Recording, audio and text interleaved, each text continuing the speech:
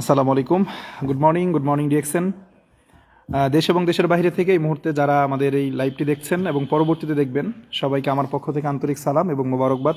আসসালামু আলাইকুম রহমতুল্লাহি ওবরকাতু। এবং প্রত্যেকে অবশ্যই লাইভটি শেয়ার করবেন। আমি আজিজুল হাকিম যুক্ত আছি বাংলাদেশ রাজবাড়ী থেকে। তো আজকে আপনাদের সাথে হঠাৎ লাইভে চলে আসা বিশেষ যেই কারণটা, সেটা হচ্ছে যে আমরা জানেন আমার বাড়ি রাজবাড়ীতে।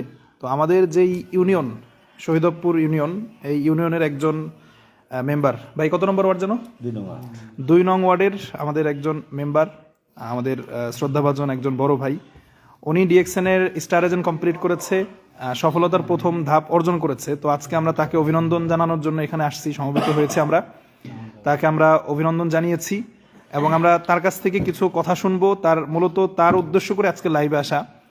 তিনি কেন ডিএক্সএন করছে, তিনি ডিএক্সএনের মধ্যে এমন কি দেখতে পেয়েছে, বিউটিটা কি ডিএক্সএনের, তার কেন ভালো লাগলো ডিএক্সএন, এইটা একটু আমরা তার কাছ থেকে শুনবো। এবং তিনি স্টার এজেন্ট হয়েছে, তার অনুভূতি কি, তার এই অনুভূতিটা আমরা একটু শুনবো।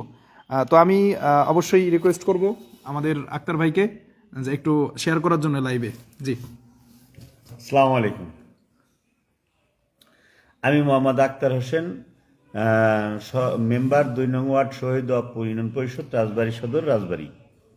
আমি প্রথমত আমার আমার ইয়াটা আপনার সার কথাটা আমি বলি। সেটা হলো, আমি প্রথমত আবার প্রচণ্ড গ্যাস ছিল, গ্যাসের রোগী ছিলাম এবং গ্যাস্ট্রিক আলসারের মতো এবং কোষ্ঠকাঠিন্য। পর্যাপ্ত ওষুধ খেয়েছি আমার জীবনে, কিন্তু ইনজেকশন নিয়েছি গ্যাসের, তাতেও সারে নাই। হঠাৎ করে আমার একটা ফোন আসলো, সিঙ্গাপুর থেকে ফোন দিছে এবং বাংলাদেশ থেকে 2জন জয়েন্ট কল দিছে।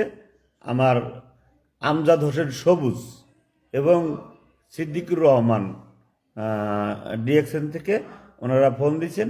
ফোন দিয়ে বলতেছে, আপনি একটা প্রোডাক্ট ইউজ করেন, আপনার ওই গ্যাস সারবে। মানে আমার গ্যাসটা সবুজ জানতো।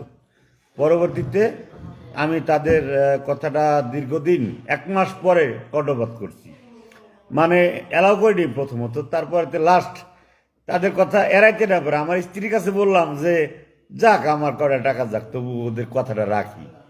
পরবর্তীতে আমি খাইছি হলো মানকুডু এবং লায়ন্সম্যান, এই 2টা প্রোডাক্ট। 22 দিন খাওয়ার পরে থেকে আমার ডাক্তারি ওষুধটা সকালকার ডোজ বন্ধ হয়েছে। এরপর থেকে আস্তে ধীরে এখন আমার রাত্রের ওষুধও লাগে না। আমার গ্যাসটা আল্লাহ মাফ করছে, কোষ্ঠকাঠিন্য